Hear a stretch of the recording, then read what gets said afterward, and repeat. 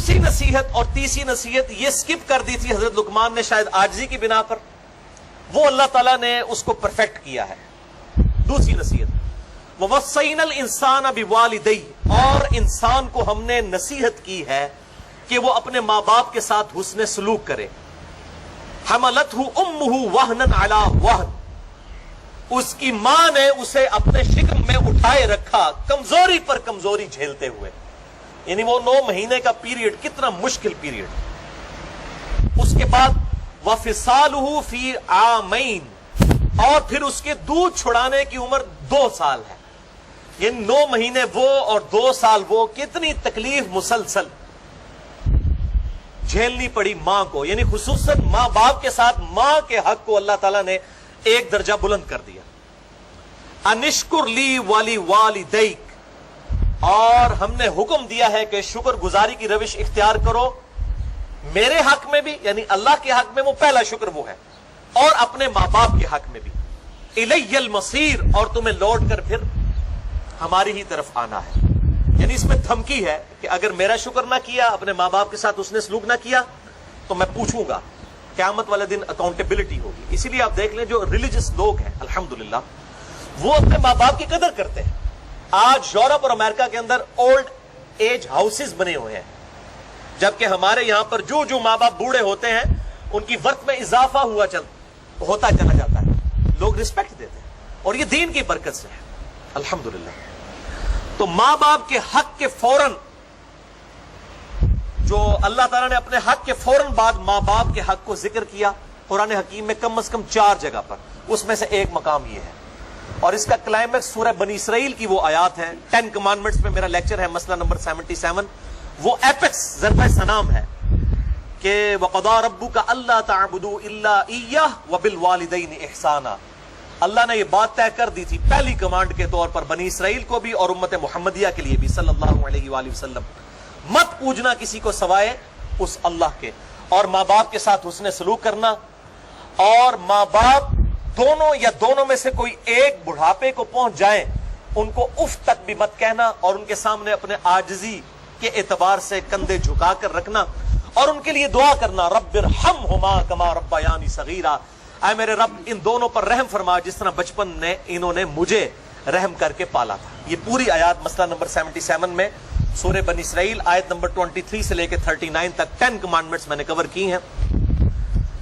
یہاں پر میں وہ حدیث بیان کروں جو بخاری اور مسلم دونوں میں ہے، مشکات میں اس کا نمبر ہے 4911۔ آپ صلی اللہ علیہ وآلہ وسلم سے ایک صحابی نے پوچھا یا رسول اللہ صلی اللہ علیہ وآلہ وسلم مجھ پہ سب سے بڑھ کر حق کس کا ہے؟ تو فرمایا تیری ماں کا۔ پوچھا اس کے بعد؟ فرمایا تیری ماں کا۔ پوچھا اس کے بعد؟ فرمایا تیری ماں کا۔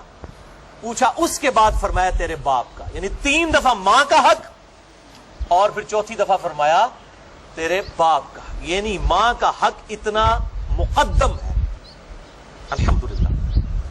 اور صحیح مسلم میں حدیث ہے مشکات میں 4912 کہ آپ صلی اللہ علیہ وآلہ وسلم نے فرمایا اس شخص کی ناک خاک آلود ہو، وہ تباہ و برباد ہو جائے جس کو ماں باپ بڑھاپے میں ملے دونوں یا دونوں میں سے ایک، اور وہ ان کی خدمت کر کے جنت نہ حاصل کر سکے۔ یہ صحیح مسلم کی حدیث ہے۔ ایک وہ بڑی مشہور حدیث ہے جو المستدرک للحاکم میں ہے کہ آپ صلی اللہ علیہ وآلہ وسلم 3 سیڑھیاں چڑھے، ہر سیڑھی پر فرمایا آمین، اور پھر صحابہ نے جب پوچھا تو فرمایا جبرائیل علیہ السلام آئے تھے، انہوں نے کہا کہ برباد ہو جائے وہ شخص جس کے سامنے آپ کا ذکر ہو اور وہ آپ پر درود نہ پڑے، اللہم صلی علی محمد وعلی آل محمد وبارک وسلم۔ تو میں نے کہا آمین۔ پھر انہوں نے کہا کہ برباد ہو جائے وہ شخص جو رمضان کا مہینہ پائے اور اپنی مغفرت نہ کروا سکے، تو میں نے کہا آمین۔ اور پھر انہوں نے کہا برباد ہو جائے وہ شخص جس کو ماں باپ بڑھاپے میں دونوں یا دونوں میں سے ایک ملے اور وہ ان کی خدمت کر کے جنت نہ کما سکے، تو میں نے کہا آمین۔ تو یہ آخری حصہ صحیح مسلم میں بھی ہے مشکات میں 4912 کہ وہ برباد ہو جائے جس کو ماں باپ دونوں یا دونوں میں سے ایک بڑھاپے میں ملے اور ان کی خدمت کر کے جنت نہ کما سکے۔ اور مسند احمد سنن نسائی میں بھی ایک حدیث ہے مشکات میں 4939، ایک شخص نے جہاد کی اجازت کے لیے مشورہ کیا اللہ کے محبوب صلی اللہ علیہ وآلہ وسلم سے، تو آپ صلی اللہ علیہ وآلہ وسلم نے فرمایا تیری ماں زندہ ہے؟ انہوں نے عرض کیا یا رسول اللہ زندہ ہے۔ فرمایا اپنی ماں کی خدمت کر، تیری جنت اس کے قدموں کے پاس ہے، ویسے یہ جو عموماً ایک جعلی روایت بھی مشہور ہے کہ جنت ماں کے قدموں کے نیچے ہے، اس کی وجہ سے جنت کی تذلیل لوگ کرنا شروع کر دیتے ہیں. یہ بالکل جعلی روایت ہے، جھوٹی روایت ہے. اصل روایت ہے سنن نسائی میں، مسند احمد میں، مشکات میں 4939 کہ جنت تیرے ماں کے قدموں کے پاس ہے، یعنی ان کی خدمت کر. یہ محاورتاً بات ہے، یہ نہیں ہے کہ ماں کے قدموں کے نیچے جنت چلی گئی ہے. پہلے آپ تو جنت پہنچے، وہ تو اللہ کو پتا ہے. جنت تو ایک اللہ تعالیٰ کی رحمت کا مقام ہے، اس کی تذلیل نہیں کی جا سکتی. مراد یہ محاورتاً بات ہے کہ ماں کی خدمت کر کے جنت ملے گی، نہ کہ یہ ہے کہ وہ جنت وہ ماں کے قدموں کے نیچے آ گئی ہے فزیکلی، اس کا مرتبہ کو اس کے نیچے آ گیا. یہ اس سے مراد نہیں ہے.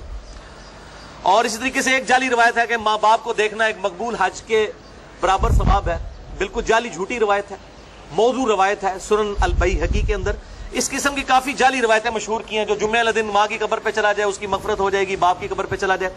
بھئی اتنے اچھے فضائل موجود ہیں، ضروری ہے جعلی روایتوں کے ذریعے لوگوں کو مائل کیا جائے. اور اس کا پھر ناجائز فائدہ بھی اٹھایا جا رہا ہے. جو جلاد قسم کی مائیں ہیں نا، اور عموماً جو بیٹے ہیں نا، ان کے اوپر ان کے ماں باپ کی کمزوریاں شادی کے بعد کھلتی ہیں جب ان کی بیویوں کے ساتھ انٹریکشن ہوتا ہے ان کے ماں باپ کا. تو ایک روایت پیش کی جاتی ہے جامعہ ترمذی سنن نبی داؤد سے، مشکات میں 4940 کہ ابن عمر رضی اللہ تعالیٰ عنہ جو ہیں وہ نبی صلی اللہ علیہ وآلہ وسلم کی خدمت میں ان کی شکایت سیدنا عمر نے پیش کی کہ ابن عمر جو ہے وہ اپنی ایک بیوی سے محبت کرتا ہے اور مجھے اس کی بیوی پسند نہیں ہے. پہلے انہوں نے ابن عمر سے کہا کہ اپنی بیوی کو طلاق دے دو، انہوں نے طلاق نہیں دی. پھر حضور کو جا کے شکایت کی صلی اللہ علیہ وآلہ وسلم. تو آپ صلی اللہ علیہ وسلم نے ابن عمر سے فرمایا کہ جب تیرا باپ عمر یہ کہہ رہا ہے کہ اپنی بیوی کو طلاق دے دو تو اس کو طلاق دے دو.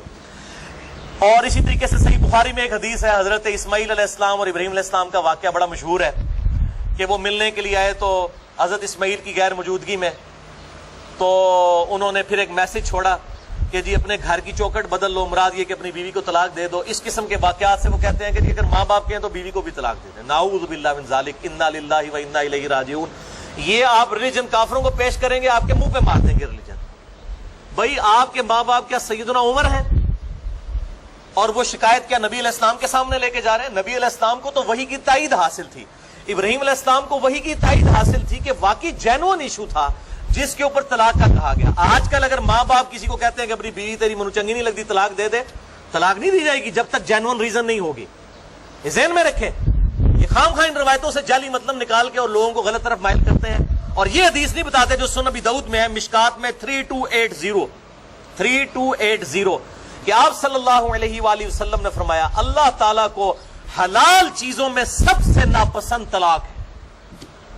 اگرچہ حلال ہے، حرام نہیں ہے، یعنی بعض اوقات مجبوراً دینی پڑ جاتی ہے، واقعی نہیں نبھتی، اس لیے اس کا دروازہ کھلا رکھا ہے.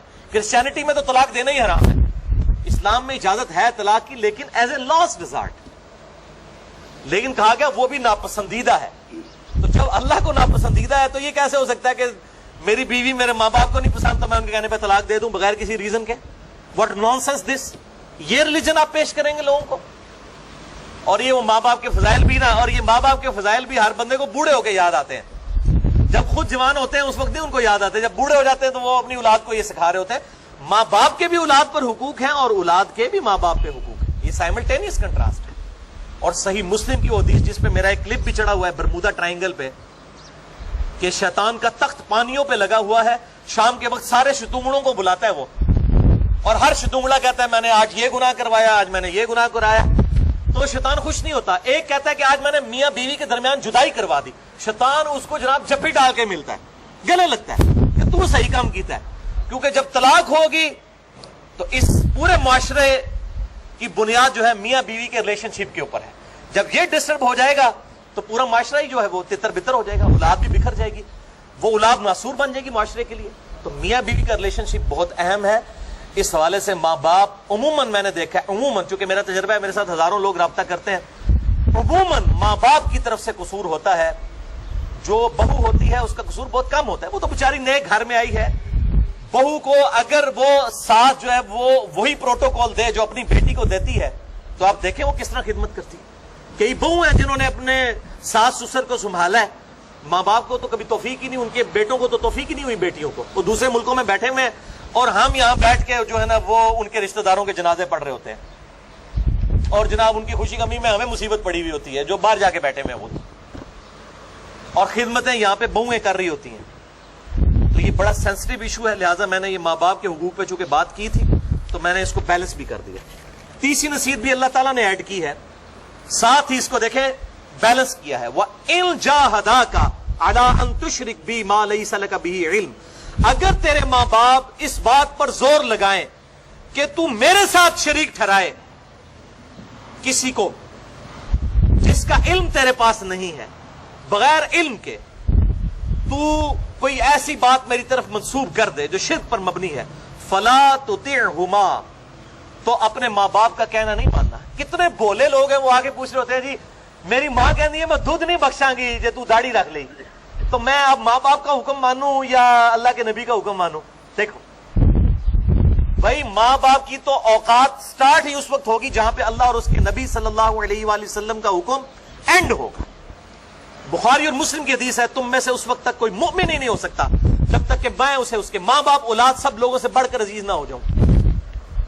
اس کا کیا مطلب ہے کہ ماں باپ کہہ رہے ہیں کہ اللہ کے محبوب کی نافرمانی کرو، اللہ کے محبوب کوئی اور ارشاد فرما رہے ہیں صلی اللہ علیہ وآلہ وسلم، ان کی پیروی کی جائے، تب آپ اللہ کے محبوب صلی اللہ علیہ وآلہ وسلم کو سب سے بڑھ کر عزیز مانیں گے. مومن ہی نہیں ہوگا کوئی شخص. تو بڑے بھولے بن کے عورتیں بھی پوچھ رہی ہوتی ہیں جی وہ جی میری والدہ کہتی ہیں کہ جی حجاب نہ کرو، بس صرف ایسے ہی کر لو، تو اب میں ماں باپ کا حکم مانوں؟ بھئی ماں باپ کا حکم تو سٹارٹ ہوگا اللہ اور اس کے محبوب صلی اللہ علیہ وآلہ وسلم کے احکامات کے اندر. نافرمانی والا قرآن نے کہہ دیا مت ان کا کہنا ماننا. وَصَاحِبْهُمَا فِي الدُّنْيَا مَعْرُوفًا، لیکن ساتھ ہی بیلنس کر دیا دنیا میں ان سے اچھے طریقے سے پیش آنا. یہ نہ ہو کہ اگر ماں باپ دین پہ نہیں چلنے دے رہے تو ان کے ساتھ بدتمیزی شروع کر دو، نہیں، دنیا میں ان کے ساتھ معروف طریقے سے پیش آؤ. وَاتَّبِعْ سَبِيلَ مَنْ أَنَابَ إِلَيَّ، اور پیروی تو اس شخص کی کرو جس نے میرا راستہ اختیار کر لیا ہوا ہے، یعنی اللہ کا پیغمبر، اس کی اتباع کرو، یا پیغمبر کے راستے پر چلنے والے لوگوں کی اتباع کرو.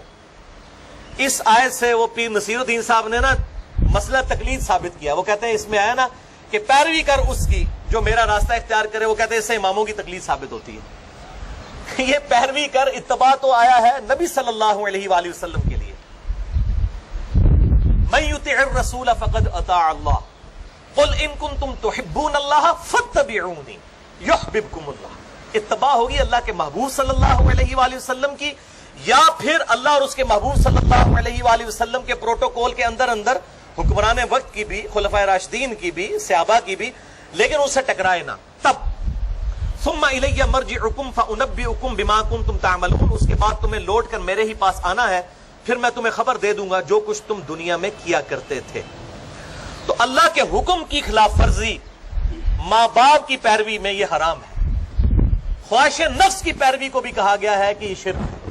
سورہ الجاثیہ آیت نمبر 23 میں افرائیت من اتخذ الہہ ہوا، اے محبوب صلی اللہ علیہ وآلہ وسلم بھلا اس شخص کو دیکھا جس نے اپنی خواہش نفس کو اپنا خدا مان لیا ہے. ایک شخص فجر کے وقت اپنی نیند قربان نہیں کرتا اور نماز کے لیے بستر نہیں چھوڑتا، اس نے اپنے بسترے کو اپنا معبود مان لیا. ایک بندہ ماں باپ کی اطاعت کے اندر اللہ کے حکم کو توڑ دیتا ہے، اس نے اپنا معبود اپنے ماں باپ کو مان لیا. نعوذ باللہ من ذالک، وہ شرک کی کیٹیگری میں فال کر گیا. اگرچہ یہ شرک اصغر ہے، وہ شرک اکبر میں نہیں آتا، جس طرح کہ ریاکاری شرک اصغر ہے اور یہ بھی شرک اصغر، لیکن ہے تو شرک کی کیٹیگری میں فال کرتا ہے. پھر بخاری اور مسلم کی متفق علیہ حدیث ہے مشکات میں 3665، مولا علی رضی اللہ تعالیٰ عنہ علیہ السلام کہتے ہیں کہ میں نے خود نبی صلی اللہ علیہ وسلم سے یہ بات سنی تھی کہ معصیت میں کوئی اطاعت نہیں ہے، اللہ کی نافرمانی میں مخلوق کی کوئی اطاعت نہیں ہے، مخلوق کی اطاعت صرف معروف میں ہے. یعنی حکمران وقت کا حکمران اگر نیکی کے کاموں کا حکم دیتا ہے اس میں اطاعت کی جائے گی، اگر وہ گناہ کی طرف بلاتا ہے، چاہے ماں باپ ہو، حکمران ہو، پیر ہو، استاد ہو، مرشد ہو، ان کی بات نہیں مانی جائے گی. اللہ از دا ٹاپ پرائورٹی. اور ہمارے معاشرے میں تو میرے بھائیوں معذرت کے ساتھ ماں باپ کو بعض لوگوں نے بالکل بت بنا دیا. ٹیکسیوں کے پیچھے لکھا ہوتا ہے ماں باپ کی دعا سے، ماں کے قدموں کی خاک، ماں باپ کی دعا، مرشد کی نگاہ. ھذا من فضل ربی بڑے تھوڑے لوگوں نے لکھا ہوتا ہے، حالانکہ پہلے یہ لکھا ہوا ہونا چاہیے، اس کے نیچے آپ ضرور لکھیں یہ ہندوانہ معاشرے کے ذریعے جس طریقے سے ایک ماں باپ کو اس لیول پہ اٹھا دیا کہ گاڈ کے مقابلے پہ کھڑا کر دیا. رسپیکٹ ضرور دیں, لیکن اب کتنے لوگ ہیں وہ مطلب کوئی ینگ بندہ جو ہے وہ داڑھی رکھ لیتا ہے, پریکٹسنگ مسلمان بن جاتا ہے, وہ پانچے اوپر کر لیتا ہے, تو وہ آ کے اس کو اس کے ماں باپ کے دوست احباب بھی سمجھا رہے ہوتے ہیں کہ جناب تو اپنے ماں باپ کی خدمت کر, ان کاموں میں لگ گیا ہے, ابھی تیری عمر ہے, تو نے جوانی میں روگ لگا لیا. اس قسم کی باتیں کرتے ہیں. بھائی ماں باپ کی عزت جو کرنی ہے وہ اللہ کی وجہ سے ہی کرنی ہے, ورنہ ماں باپ تو اس قابل ہے کہ ان کو اولڈ ایج ہاؤس میں رکھ دیا جائے جس طرح گوروں نے رکھا ہوا ہے. وہ صحیح رکھا ہوا ہے انہوں نے دنیاوی اعتبار سے. وہ کہتے ہیں انہوں نے اپنی یاشیاں کی ہیں اپنی جوانی میں, اب ہماری یاشی کرنے کا وقت ہے. یہ ریلیجن ہے, دین ہے جس نے آپ کو یہ بات سکھائی ہے کہ ماں باپ کی خدمت کریں. اسی ریلیجن کو تختہ مشق بنا کے آپ ماں باپ کی اتباع کرنا شروع کر دیں اللہ اور اس کے محبوب صلی اللہ علیہ وآلہ وسلم کے مقابلے پر, تو لعنت کھٹنے نکالا ہے نا. نہ ماں باپ کی بات مانی جائے گی, نہ کسی حکمران کی, نہ کسی استاد کی, نہ کسی بزرگ کی, نہ کسی شیخ الحدیث کی, نہ شیخ القرآن کی, اللہ اور اس کے محبوب صلی اللہ علیہ وسلم کے مقابلے پر. حتیٰ کہ بخاری و مسلم میں ایک حدیث ہے, آپ صلی اللہ علیہ وآلہ وسلم نے ایک قافلہ صحابہ کا روانہ کیا, ان میں سے ایک شخص کو امیر مقرر کیا. اس نے وہاں لکڑیاں جلائیں اور حکم دیا کہ میں تمہارا امیر ہوں, امیر کی اطاعت اللہ اور اس کے رسول کی اطاعت ہے, سب کے سب ان آگ کی لکڑیوں میں کود پڑو. تو انہوں نے کہا نہیں, خودکشی کرنا تو اسلام میں حرام ہے. ان کا میں امیر ہوں, امیر کی اطاعت واجب ہے. انہوں نے کہا نہیں, امیر کی اطاعت واجب ہے اللہ اور اس کے محبوب صلی اللہ علیہ وسلم کی اطاعت کے اندر. اب جب واپس آئے اسی امیر نے جا کے اللہ کے محبوب کو شکایت کی کہ میں نے ان کو حکم دیا تھا. آپ صلی اللہ علیہ وآلہ وسلم نے فرمایا اگر یہ تیرا حکم مان لیتے تو دوزخ کی آگ میں جا کے نکلتے. یعنی اللہ اور اس کے محبوب صلی اللہ علیہ وسلم کی نافرمانی کی کاسٹ کے اوپر ماں باپ کا حکم نہیں مانا جا سکتا, حکمران کا حکم نہیں مانا جا سکتا, کسی صحابی کا حکم نہیں مانا جا سکتا, کسی تابعی کسی بزرگ کا حکم نہیں مانا جا سکتا. یہ بات بالکل پھر پنجابی کہنا ہے نا کنو کاٹ لو. لیکن بیلنس ہے کہ ماں باپ کی آپ حسن سلوک کریں گے اگر وہ کافر بھی ہیں. یہاں پہ تو ایک بندہ مطلب گھر میں مواحد ہو جاتا ہے, ماں باپ کو کہتا ہے یہ مشرک ہے, میں نہ جنازہ بھی نہیں پڑھنا. یہ ایٹیچیوڈ نہیں ہونا چاہیے, یہ غلط ایٹیچیوڈ ہے. حسن سلوک کریں گے. وہ کلیئر کٹ آ گیا کہ وَصَاحِبْهُمَا فِي الدُّنْيَا مَعْرُوفًا, دنیا میں معروف طریقے سے ان کے ساتھ بیہیو کرو. حتیٰ کہ بخاری اور مسلم میں حدیث ہے, مشکات میں اس کا نمبر ہے 4913. اسما بنت ابی بکر کہتی ہیں کہ میں نے نبی صلی اللہ علیہ وسلم سے عرض کیا ہے اللہ کے نبی میری ماں مشرکہ ہے اور وہ مجھ سے صلہ رحمی چاہتی ہیں, مجھے ملنے کے لیے آئی ہیں, کیا میں ان کے ساتھ حسن سلوک کروں؟ آپ صلی اللہ علیہ وسلم نے فرمایا ہاں, اگرچہ وہ مشرکہ ہے لیکن تیری ماں ہے, اس کے ساتھ حسن سلوک کر. دنیا میں حسن سلوک کرنا ہے.